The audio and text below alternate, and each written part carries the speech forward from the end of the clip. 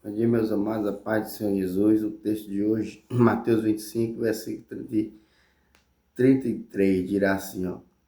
E porá as ovelhas à sua direita, mas os bodes à esquerda. Então dirá o rei aos que estiverem à sua direita, vinde, bendito de meu Pai, possuí por herança o reino que vos está preparado desde a fundação do mundo. Veja que aqui nós acabamos a parábola dos talentos, que ele falou para os servos bons. Ele falou assim, bem está, servo bom e fiel, sobre o pouco foste fiel, sobre o muito te colocarei. Na parábola ele falou isso. Aí ele para de falar em parábolas e ele começa a falar do dia do juízo, literalmente, né? Que aqui ele fala que o pastor vai vir separar, Deus vai vir separar o povo como o pastor separa dos bodes as ovelhas. Porá os bodes à esquerda e as ovelhas à direita. Aí aqui ele diz, o mesmo benção que ele dá para o servo fiel, ele dá aqui, ele diz que vai dizer assim para os justos. Como ele disse aqui para os servos, ele diz, bem está, servo bom e fiel, sobre o pouco foste fiel, sobre o muito te colocarei. Entra no gozo do teu Senhor. Na parábola ele disse isso. Literalmente ele está dizendo aqui, ó. Então dirá o rei aos que estiverem à sua direita, vinde bendito de meu Pai, possuí por herança o reino que vos está preparado desde a fundação do mundo. Porque tive fome e deste-me de comer, tive sede e deste-me de beber, era estrangeiro e hospedastes-me, estava nu e vestiste-me, adoeci e visitastes-me. Estive na prisão e fostes ver-me. Então, a pergunta do justo, ó. Então os justos lhe responderão, dizendo, Senhor, quando te vimos com fome e te demos de comer, ou com sede te demos de beber? E quando te vimos estrangeiro e te hospedamos, ou nu e te vestimos? E quando te vimos enfermo, ou na prisão e fomos ver-te? A resposta, e respondendo o rei lhes dirá, em verdade vos digo que quando fizestes a um destes meus pequeninos irmãos, a mim o fizeste. Aí eu vou repetir, em verdade vos digo que quando fizestes a um destes meus pequeninos irmãos, a mim o fizeste. Aqui, meus amados, olha, só para me deixar bem claro aqui, vai haver uma separação de bodes e ovelhas, né, naquele grande dia. E pequeninos irmãos, esses irmãos a que Jesus se refere, aqui a Bíblia nos diz que irmão de Jesus é só quem faz a vontade de Deus. Quem não faz a vontade de Deus não é irmão de Jesus, não. Agora, quem faz a vontade de Deus, Jesus considera ele como irmão. Mesmo que por adoção, mas é irmão. Porque quando uma certa feita Jesus estava pregando e Maria chegou lá com os irmãos de Jesus e avisaram o Senhor.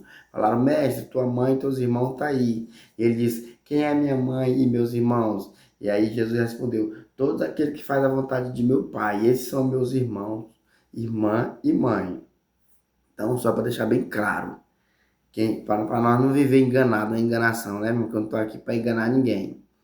Então, e quando você é assim, da família de Deus, ó, e respondendo o rei. Então, é necessário cada um se examinar, né, a si mesmo, se nós fazemos parte da família de Jesus, né? Ou se somos só criaturas criadas, porque tem essa distinção entre criatura e filhos.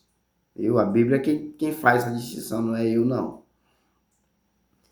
Aí, ó, e respondendo o rei, lhes dirá, em verdade vos digo que quando o fizestes a um destes meus pequeninos irmãos, a mim o fizeste. Então, o vínculo é tão forte Jesus fala que quando você ajuda uma pessoa cristão, e outra coisa, eu não estou falando de placa de igreja, viu, gente? Mas quando você ajuda um cristão em sua necessidade, é a mesma coisa que você está fazendo para Jesus. Quando você ajuda um seguidor de Cristo, é a mesma coisa que você tá ajudando Jesus, entendeu? Aí mesmo, a Bíblia manda eu ajudar um seguidor de Cristo e manda também ajudar um próximo, independente se ele segue a Cristo ou não. Nosso dever é ajudar a todos.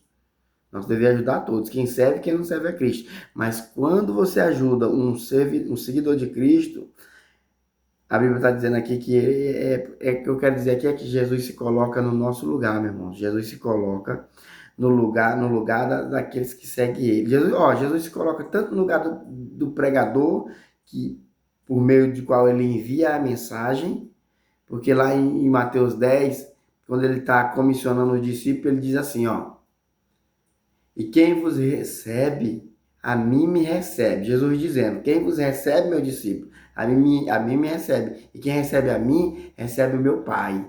Então Jesus se coloca tanto no lugar do mensageiro, quanto no lugar das pessoas que necessitam de uma mensagem, uma palavra de ânimo. E ele diz que quando estava enfermo, quando você visita um enfermo que crê em Jesus, nós temos que visitar todo tipo de enfermo, quem crê e quem não crê em Jesus.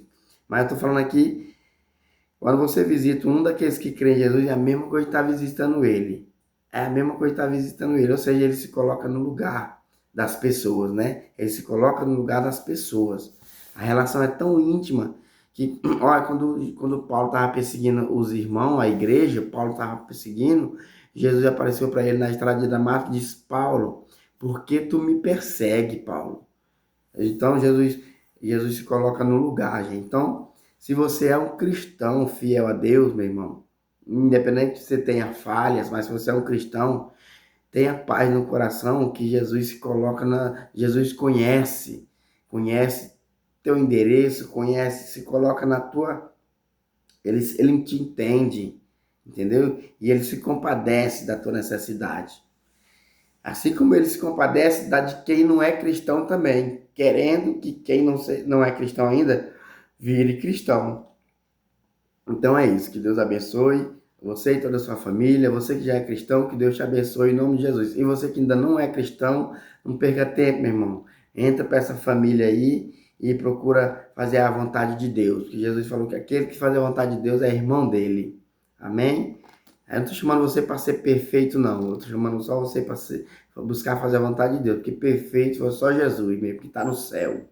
Deus abençoe você e toda a sua família.